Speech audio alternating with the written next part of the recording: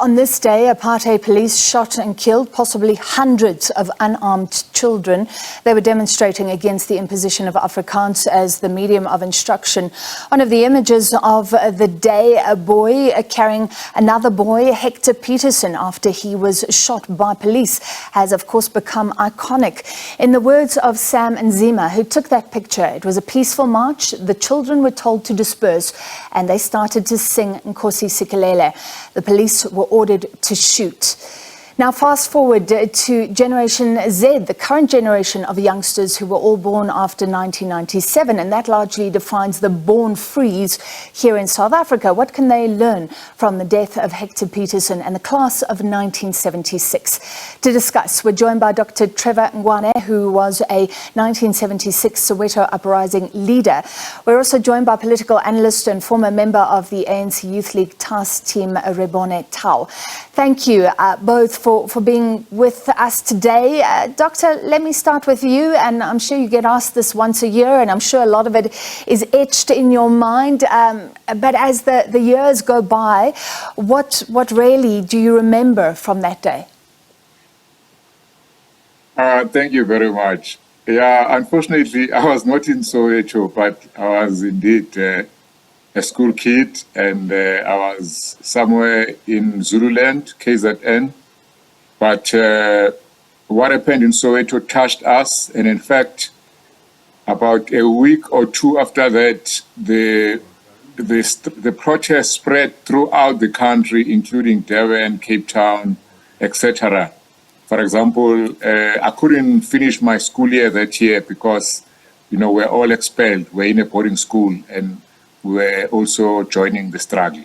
But it was an amazing day for South Africa, for the youth, for the struggle, and for the anti-apartheid movement.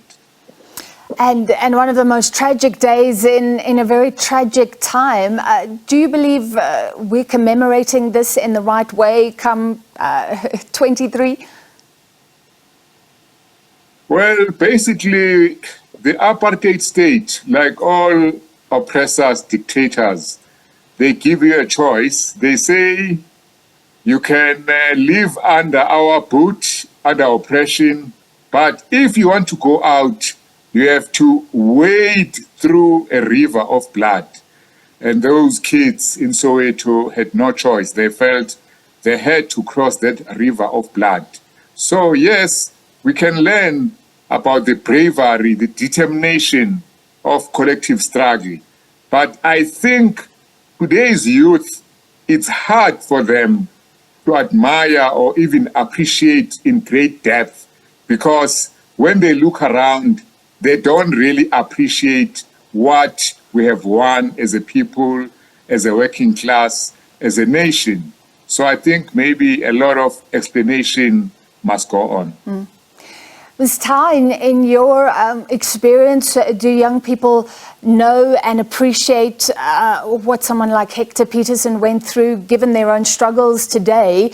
Are they carrying that belief that great things were achieved by people of a previous generation who sometimes gave their lives? Good afternoon to the viewers at home. When I talk to most young people, they will say yes, they do appreciate what happened in the past in terms of the role that was played. But what is said is that they don't have a revolutionary conscience themselves, as the youth of today, because for them it's just appreciation. And they, for an example, they would complain, about things, how they're not going well in this country. But if you check, most of them are not using the freedom that they have today, for example, to go and cast a vote, during elections. Most of them stay at home. So in a way, I think they are not really appreciative, because if they were really appreciative, especially if you look at the past two elections, 2019 and 2021, the low turnout when it comes to youth, it's very concerning. So one hopes that as things get tough, the youth now will start to appreciate and see the importance of them, now using the ballot paper, to change their life and not just complain about the status quo. Well, they say that major change often happens through young people. So staying with you, Ms. Tau, are you saying it starts there? At least go out and vote if you're a youngster? Absolutely, it's important for them to. This is something that the youth of 1976 not only fighting a system that was brutal, a system that was imposing Afrikaans on them, but they were also fighting a system that was not allowing Africans to be themselves. And today we seem to be taking that for granted. So it's important that young people should go out and vote. I mean, if you look at it,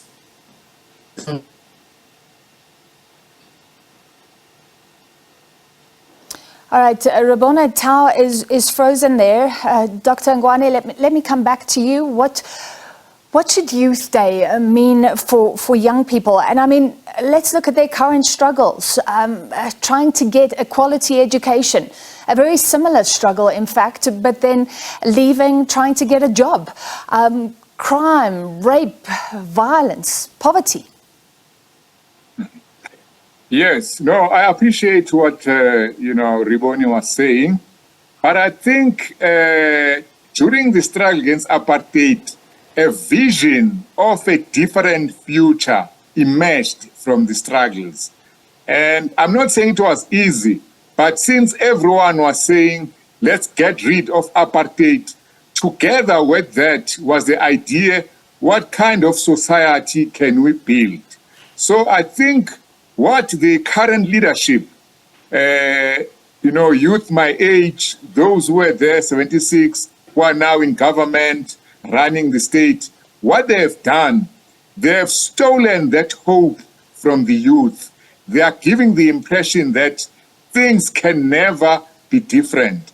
We were fighting for a society where everyone could be equal.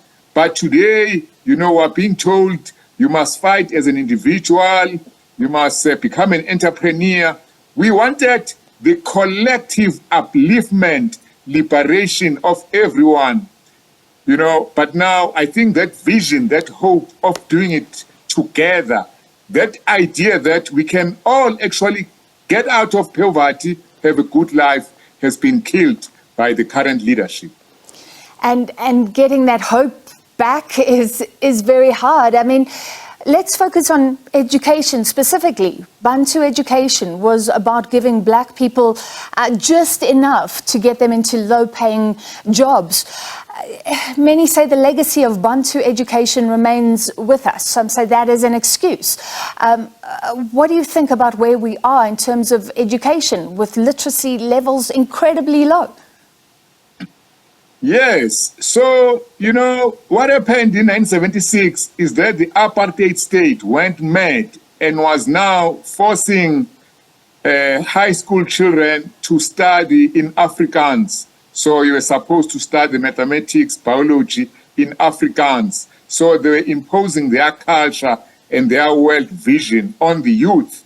So the struggle was an existential struggle, finding yourself for autonomy.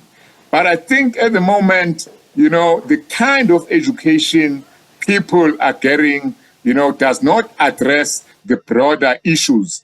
Also, remember, 1976 followed 1973. So in 1973, there was a wave of strikes starting in Durban.